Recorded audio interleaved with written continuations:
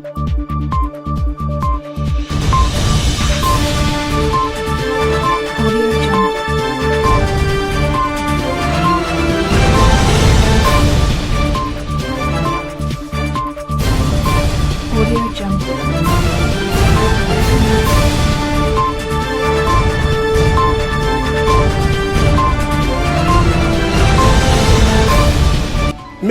comment construire la paix sur des fausses communes?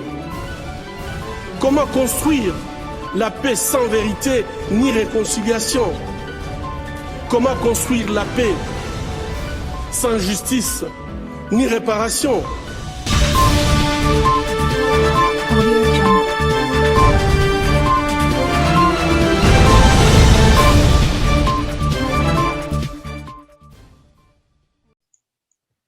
Salut à tous, bienvenue dans les studios de la Voix des Grands Lacs. Notre invité du jour est Monsieur Ombe Nyamombeza. Ombe Nyamombeza, bonjour. Bonjour, monsieur l'ambassadeur Jean-Marie Vianney Ndagijimana.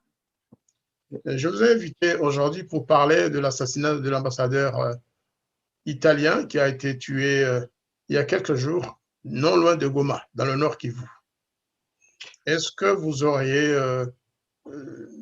des nouvelles? Est-ce qu'il y a une évolution dans les enquêtes? Que se passe-t-il à Kinshasa, à Goma?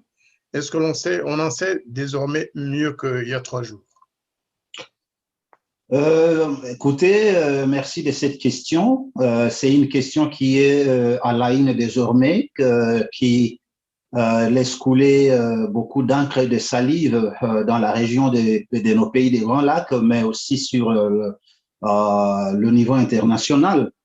Partout où vous passez lire des journaux, dans tous les médias, il ne se parle que ce sujet de la disparition ou bien de l'assassinat de l'ambassadeur italien qui a été assassiné non loin de la ville de Goma, dans le groupement des Kibumba, une petite place comme ça appelée 3 antennes.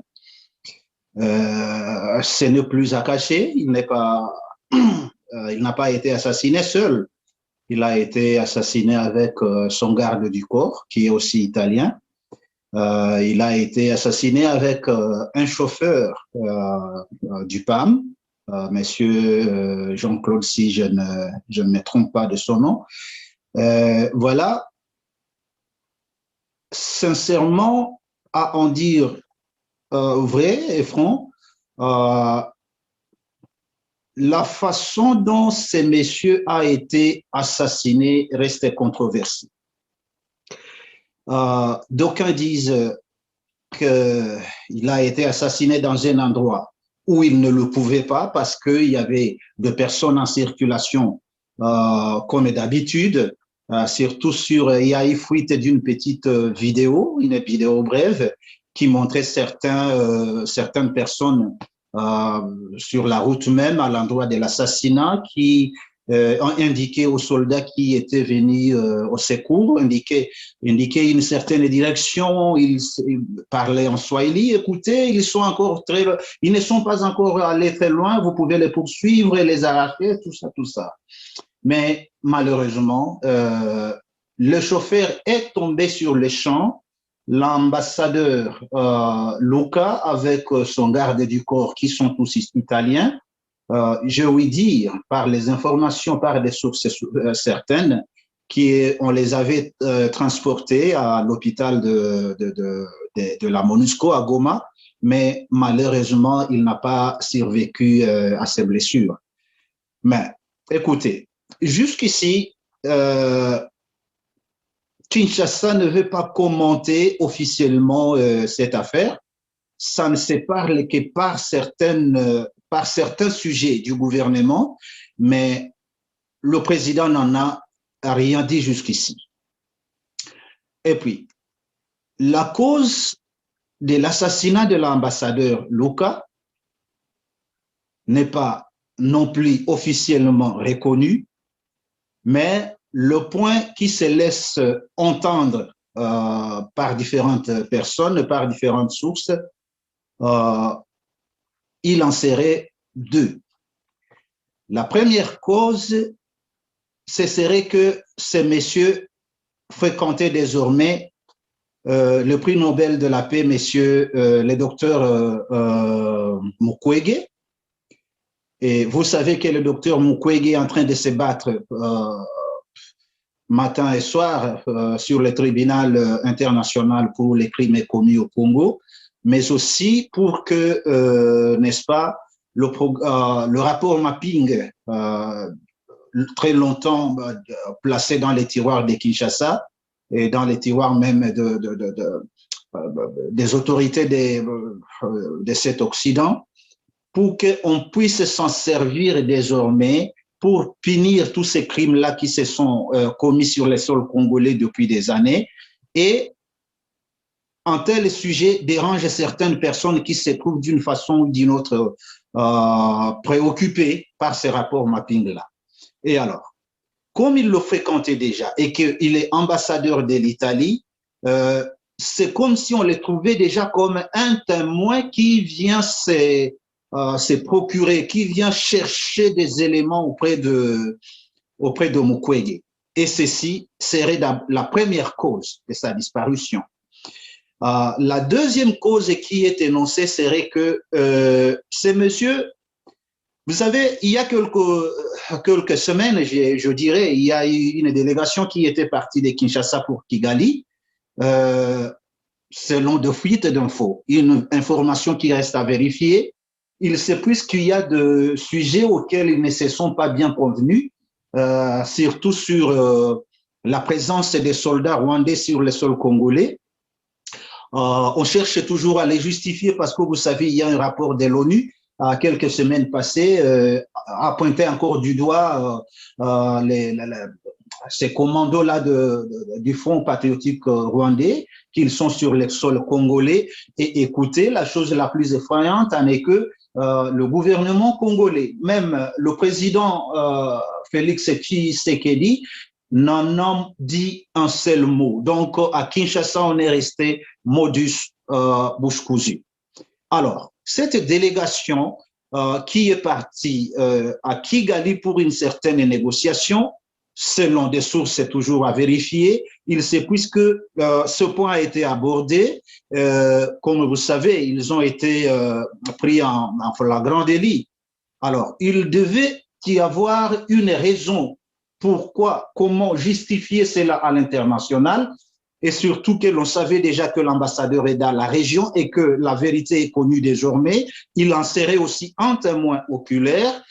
Ben, il aurait fallu qu'il y ait quelque chose qui se passe et lequel on cherchera comment placer derrière les dos des FDLR et désormais trouver une raison de justifier encore une fois la présence de ces commandos rwandais sur les sols congolais, toujours en train de traquer ces agents du FDLR.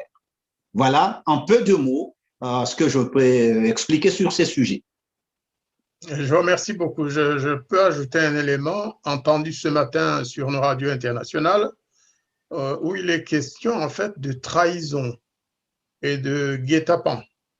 C'est madame, la femme de l'ambassadeur qui le dit. Donc l'épouse de l'ambassadeur a clairement affirmé que son mari a été trahi par un ami qui connaissait ses allées et venues, un ami très proche de la famille et qui savait où allait passer l'ambassadeur. Elle l'a dit, et dans la presse, c'est noté. Donc, il faut supposer vraiment qu'un jour, hein, quelque part, proche d'aujourd'hui ou plus tard, madame dira exactement de quel ami il s'agit et auprès de qui cette information a été vendue. Qui a donc pu bénéficier de cette information et qui a pu traquer l'ambassadeur et l'assassiner dans ces conditions. Ça, c'est très important, effectivement. Ah oui, mais bien sûr, il y a aussi un autre point beaucoup plus important à ajouter là. Il y a de sources d'informations qui nous disent que voilà que ces assassins, après avoir exécuté leur mission, ils ont même abandonné une de leurs armes sur place.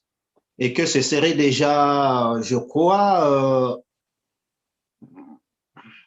si on veut faire vraiment des enquêtes, pas comme ces enquêtes-là qui se déclarent toujours à Kinshasa, on attend jusqu'à présent, bon, on ne trouve toujours pas de résultats. Vous savez, quand on a assassiné aussi ces éléments-là de l'ONU, encore une fois, au Kasaï, bien sûr, on a dit lancer des enquêtes qui sont restées éphémères jusqu'à présent.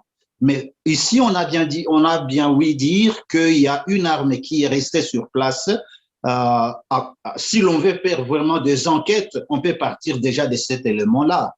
Et puis, il y a un monsieur, ben, on ne peut pas directement le condamner ou bien lui charger dans ces dossiers-là, mais qui est cité par d'aucuns, par beaucoup de personnes, un certain Jean-Claude, un colonel au sein des FRDC, jadis, selon ce que l'on dit, aussi un commando auprès du Front patriotique rwandais, qui s'appelle Jean-Claude Russimbi, avec un autre commandant rwandais, lequel je ne me souviens pas son nom correctement, mais qui seront en train de coordonner des opérations dans la province du Nord Kivu et surtout dans la zone de Massissi. Effectivement, là, vous touchez un point important, selon lequel, tout le monde le dit, il y a eu des rapports même des Nations Unies, selon lequel il y a une présence rwandaise dans cette zone.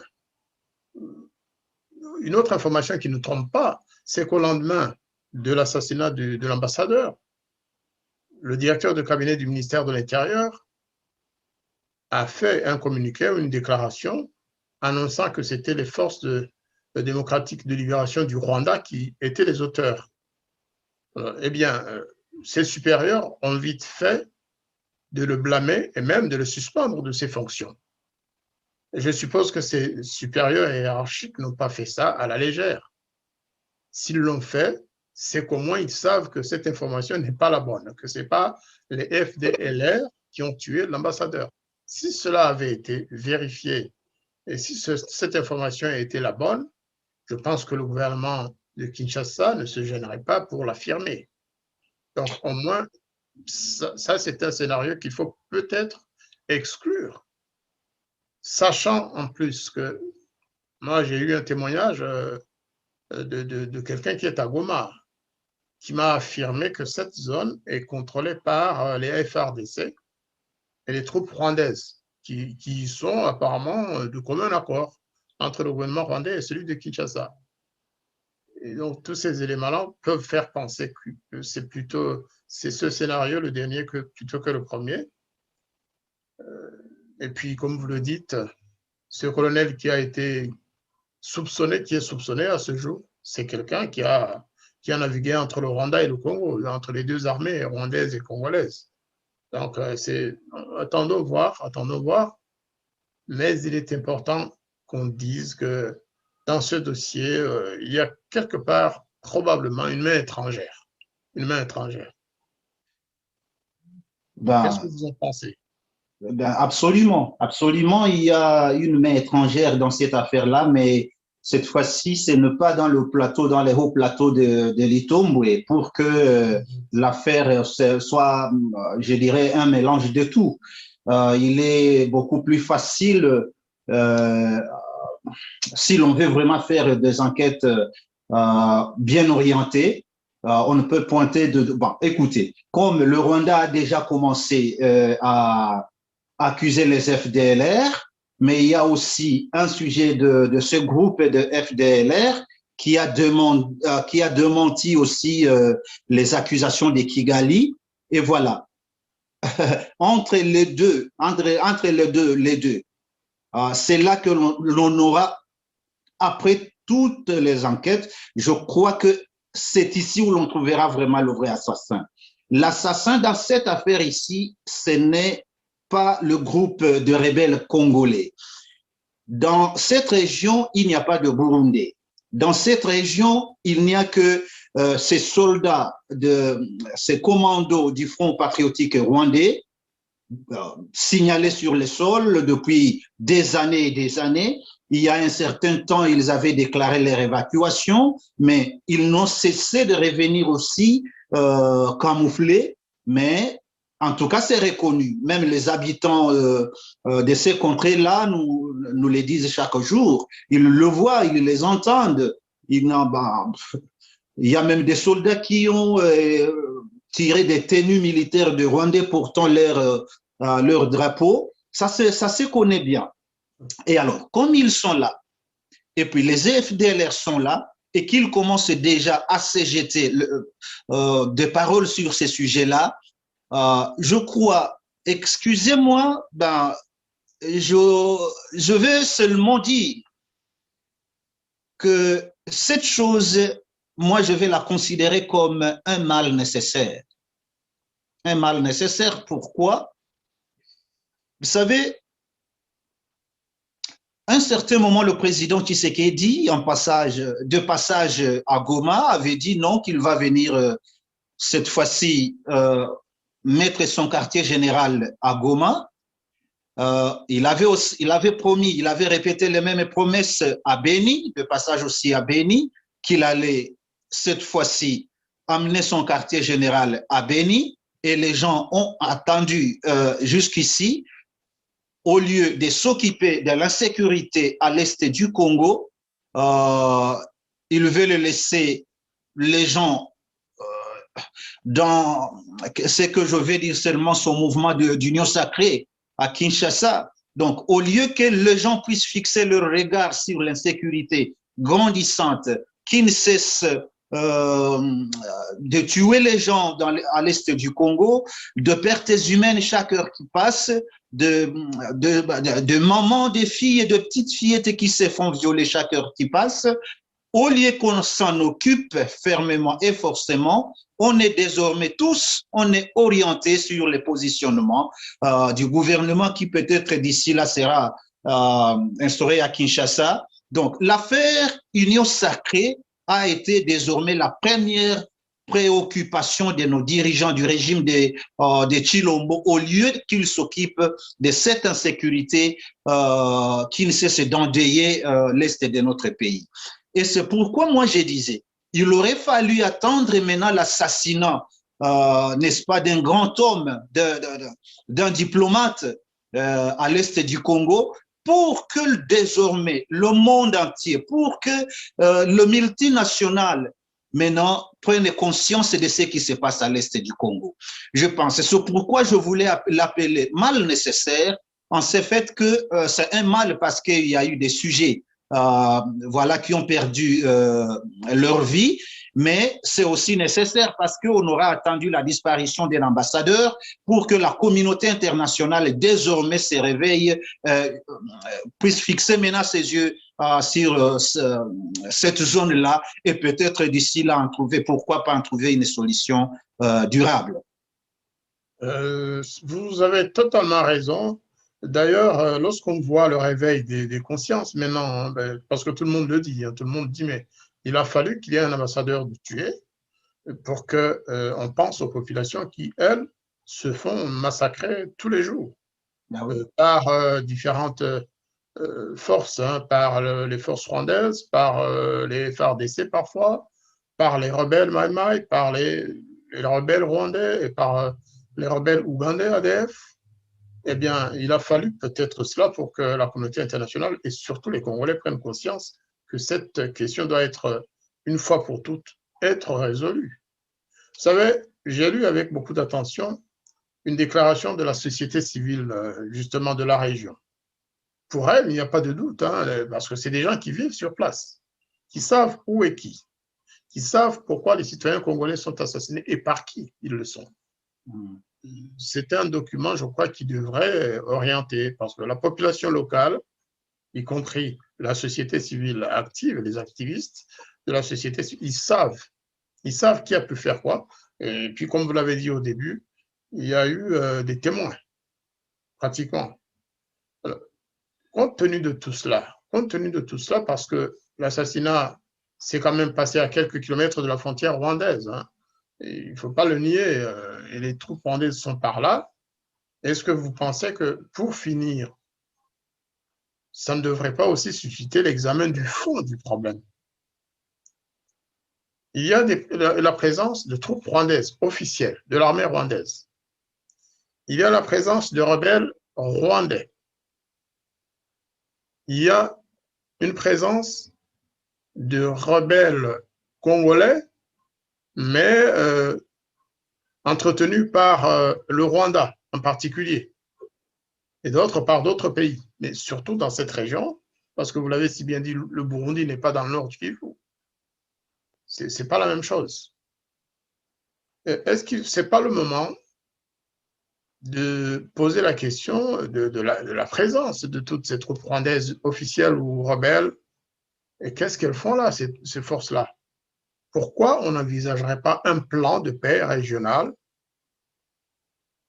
qui carrément s'occupe du rapatriement de toutes les troupes, de tous les civils? Parce que selon le HCR, dans le sud Kivu, dans le nord Kivu, il y a encore plus de 200 000 réfugiés rwandais. Et à côté d'eux, il y a des réfugiés armés qui disent qu'ils se défendent contre les attaques de l'armée rwandaise.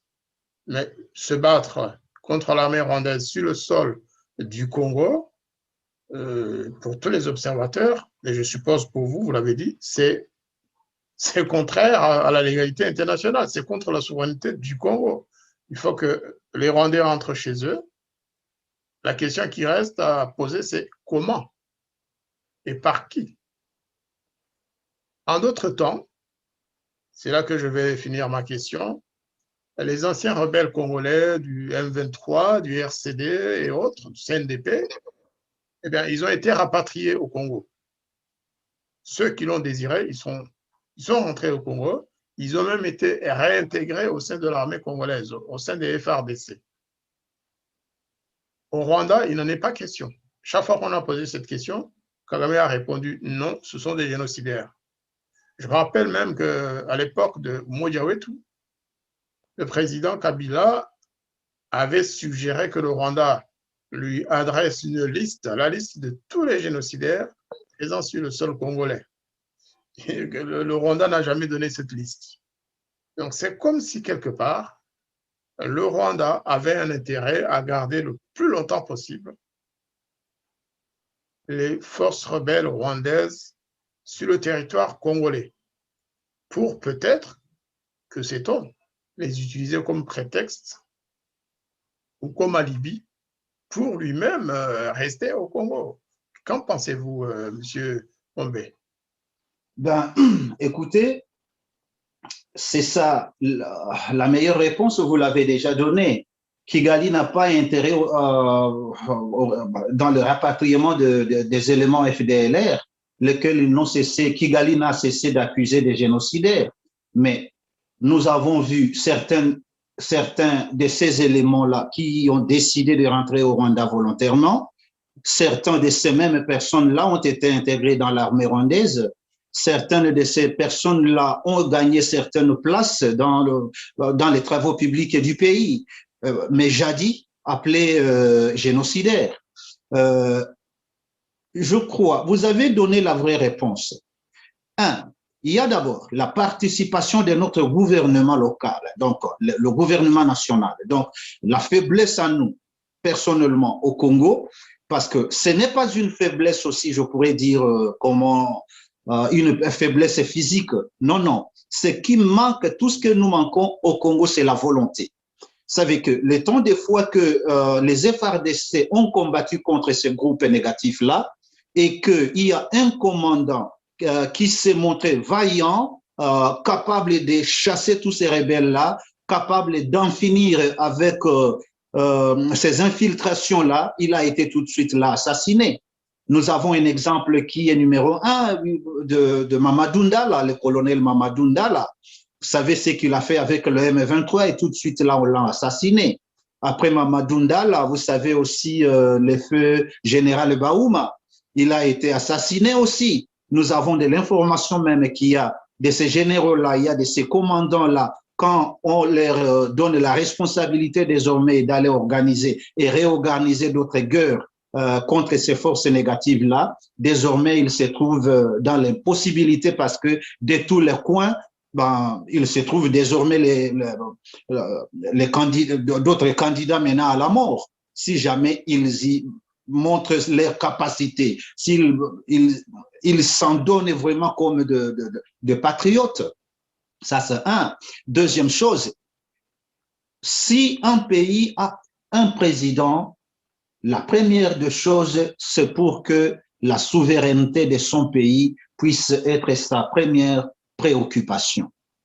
Nous avons un président qui, jusqu'aujourd'hui, avec le bilan qui s'est fait, pas encore vraiment officiel, mais le meurtre, les assassinats à l'est du Congo se sont multipliés depuis qu'il a pris le pouvoir.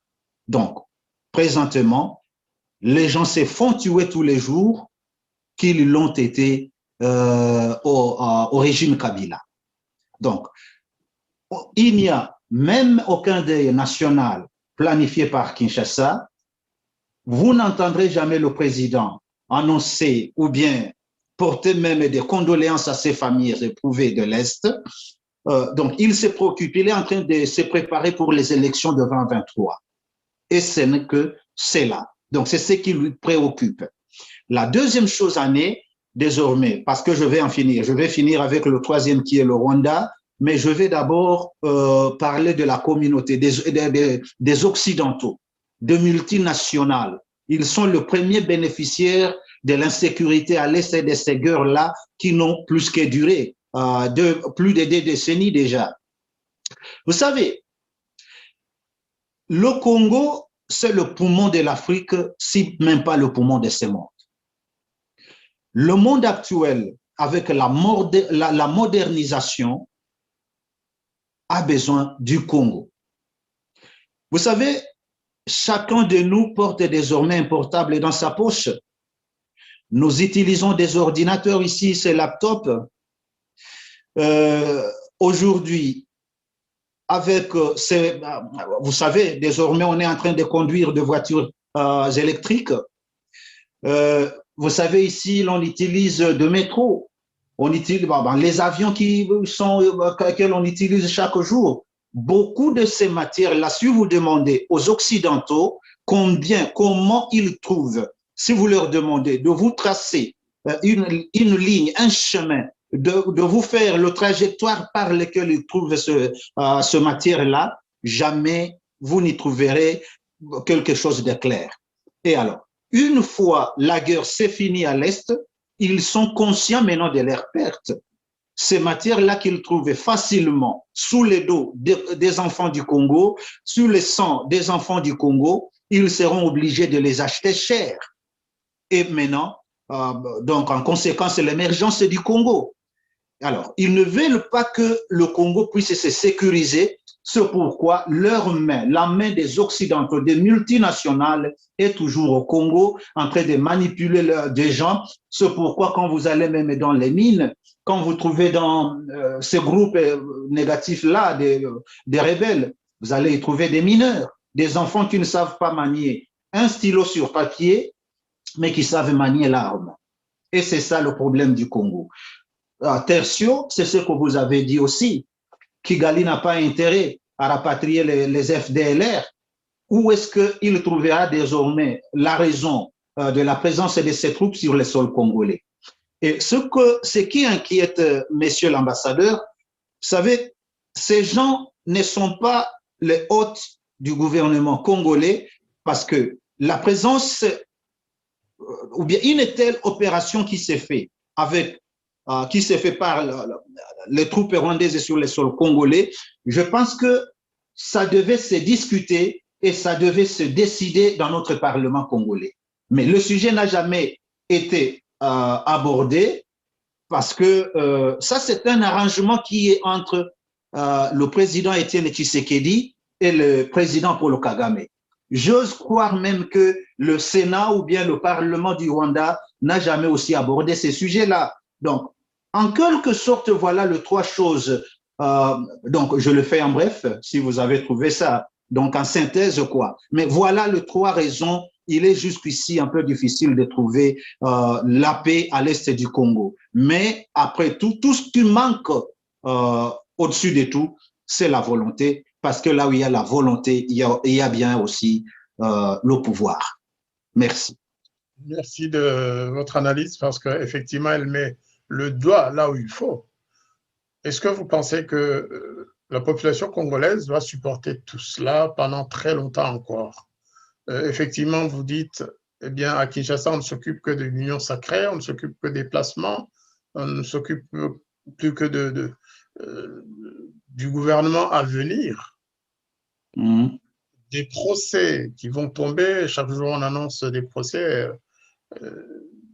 contre ceux qui sont passés à l'opposition. Hein, et dans une ville comme Lubumbashi, il y a des brutes-bottes. C'est ce qu'on annonce, en tout cas pour nous qui ne suivons pas nécessairement l'actualité sur place à Lubumbashi.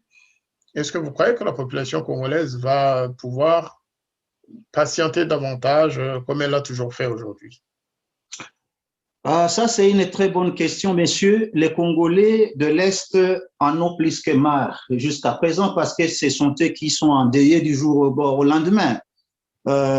Vous savez, il y a même de ces opportunistes-là qui commencent présentement à profiter de cette insécurité qui est à l'est du Congo. Comme vous veniez de le dire, il y a des groupes sécessionnistes qui se présentent désormais au Katanga. Ben, ce n'est plus à cacher. D'aucuns disent qu'ils sont aménagés aussi par Kabila, mais on le saura bien, ça se saura. Ça, c'est un. De deux, vous savez, quelques mois passés, je crois c'est dans l'année passée plutôt, il y a eu un certain matin dans la ville de Bukavu et un peu dans d'autres coins. Le matin, on s'est réveillé comme ça et on a trouvé dans certains coins un drapeau de la République du Kivu. Ben, ceci, ça préoccupe désormais toutes les têtes. Toutes les têtes des enfants de l'Est du Congo sont désormais chaudes. Et je pense que même il y a des ateliers de discussion sur ces points même. Je pense qu'il va y arriver un certain moment où les enfants de l'Est vont se décider désormais de se prendre en charge parce qu'ils n'accepteront pas qu'ils soient délaissés par le gouvernement central et rester dans ces deuils toute leur vie. C'est un risque qui est là déjà. Malheureusement, je ne sais pas quelles sont les analyses du gouvernement central de Kinshasa, des promesses bidons qui se promettent et qui se font toujours par le président, mais qui ne sont jamais réalisées. Nous avons désormais peur que ceci puisse diviser le pays en deux ou en trois même. Les enfants du Congo ont déjà commencé, les enfants de l'Est du Congo ont commencé déjà à y travailler, à y penser, et pourquoi pas moi, j'ai peur désormais, j'ai peur que n'importe quoi peut arriver à n'importe quel moment, comme déjà il y a de ces groupes rebelles-là. Et pourquoi pas cette balkanisation-là qui se chante tous les jours. Vous savez, le Rwanda a toujours été pointé du doigt, qu'il supporte maintenant ces balkanisateurs-là. Ben, voyons voir. Mais tout ce que nous pouvons prôner jusqu'à présent, c'est l'unité nationale. Malheureusement, aussi, n'est-ce pas, appeler encore une fois l'attention de notre gouvernement central et surtout se charger de notre armée, qui est vraiment une armée forte, parce que si vous essayez de voir comment notre armée n'est pas entretenue, ils n'ont pas d'équipement, ils sont le moins payés donc sur le continent, je dirais, mais voilà depuis ces 2 décennies que l'Est est en guerre. S'ils n'étaient pas vraiment des vaillants, je pense que même tout l'Est serait déjà dans les mains d'autres personnes que je ne veux pas citer tout de suite là, ici. Merci. Voilà, c'est peut-être le bon mot de la fin. Il faut souhaiter vraiment que la situation s'arrange, que la stabilité revienne dans cette région. C'est tout le monde le dit, tout le monde le sait. L'Est de la République démocratique du Congo, c'est une région bénie des dieux. Vous y trouvez tout ce que l'homme a pu avoir de Dieu, de notre Créateur, se trouve dans cette région. Et certainement que après l'assassinat de l'ambassadeur d'Italie, on l'a dit au début de notre émission, en tout cas espérons que cela va servir de déclic, que ça serve de déclic pour que la communauté internationale pense sérieusement à jouer son rôle. Ou alors, qu'elle évacue de cette région. Nous n'avons pas parlé de la MONUSCO. Il y a plus de 10 000 troupes militaires, en tout cas, des Nations Unies, qui sont là pour assister le peuple congolais à retrouver la paix. Que fait la MONUSCO d'après vous? Est-ce qu'il y a une action réelle, concrète de la MONUSCO sur le plan du processus de paix dans la région? Monsieur l'ambassadeur, permettez-moi de vous dire que désormais la présence de ces soi-disant casques bleus à l'est du Congo n'est devenue désormais qu'une aventure. C'est une aventure désormais parce qu'ils ne font absolument rien. On assassine des gens à quelques mètres de leur position, ils ne réagissent jamais, ils ne font absolument rien. Et il y a quelques éléments de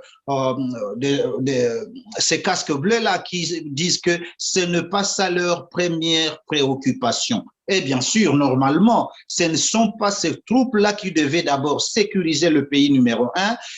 Ça, c'est quelque chose qui est dans les mains du gouvernement lui-même. C'est le gouvernement qui doit d'abord sécuriser son pays, sa nation et ses citoyens, et maintenant, en cas de faiblesse, maintenant demander, n'est-ce pas, de l'aide. Mais écoutez, si c'était dans un pays développé où on n'a pas d'autres intérêts cachés derrière les dos, le Conseil national, le Conseil des Nations Unies d'insécurité, que je n'ose plus appeler de sécurité, aurait déjà une solution à ces problèmes-là. Mais comme le monde entier, sans épargner même ces soi-disant Nations Unies, ont intérêt à l'instabilité du Congo, à l'insécurité du Congo. Comment expliquer que il y a plus de 20 000 têtes de ces casques bleus et la majorité de ces 20 000 têtes se trouvent à l'Est et plus particulièrement au Nord Kivu. Bien armés, ils ont cette possibilité-là d'utiliser même des drones. Ils ont toutes les possibilités de savoir qui est assaillant, sa position, la marque même des armes qu'ils utilisent et le neutraliser immédiatement. Ils peuvent le faire même dans 2 jours et en finir catégoriquement. Mais s'ils en finissaient, écoutez, le boulot se termine tout de suite là. Et qu'est-ce que vous voulez? Vous voulez donc qu'ils ne trouvent plus du boulot? C'est ça. Leur préoccupation, ce n'est pas la sécurité, parce qu'on a même de l'information qu'il y a même de ces casques bleus-là qui vendent des tenues militaires, qui vendent même des armes auprès des groupes rebelles. Voilà. Je pense que je suis un de ceux-là qui demandent présentement que désormais cette MONUSCO puisse quitter notre pays. Parce que sans eux, nous allons vivre comme nous vivons avec eux. Leur présence ne nous bénéficie d'absolument rien. Nous sommes endeuillés chaque jour qui passe et ils sont là. Il ne faut absolument rien. Nos mamans sont violées. Nos enfants on les emporte dans la forêt comme l'on veut, à quelques mètres de leur position. Voilà, je pense qu'il est bon moment aussi que l'on dise, écoutez, merci de tous ces services-là que vous nous avez rendus, mais désormais, on n'a plus besoin de vous. D'autant que vous exprimez vraiment la colère des populations locales, parce que on est à leur écoute, on sait ce qui se passe, on sait ce que les gens disent sur place. Les victimes parlent, mais elles parlent dans le vide, personne ne les écoute, personne ne les entend. Mis à part peut-être le bon docteur Denis Mukwege, le prix Nobel de la paix, qui fait tout pour vraiment sensibiliser la communauté internationale. Et nous avons parlé que du Nord Kivu. Lorsqu'on sait que dans le Sud Kivu, il y a encore le problème de Minembwe. Nous n'en parlerons peut-être pas aujourd'hui, mais je vous invite à une autre séance d'échange, d'entretien, pour parler de la région du Sud Kivu et pour voir le Kivu plus globalement que comme dans le passé, parce qu'à l'époque, il n'y avait pas deux Kivu, il y avait un Kivu, le Grand Kivu, et il y avait la paix où il n'y avait pas, mais c'était pour l'ensemble de cette province. Ceci dit, Monsieur Ombe, je vous remercie beaucoup d'avoir assisté, de participer à cette émission, et je vous souhaite un bon week-end. Merci et à très bientôt. C'est moi qui vous remercie, monsieur l'ambassadeur, et merci aussi à nos auditeurs, ceux qui nous suivent, ceux qui suivront aussi cette vidéo. Nous vous invitons aussi à un prochain numéro. Merci beaucoup. Merci. Et bon week-end à vous. Et vive la paix dans notre région. Absolument.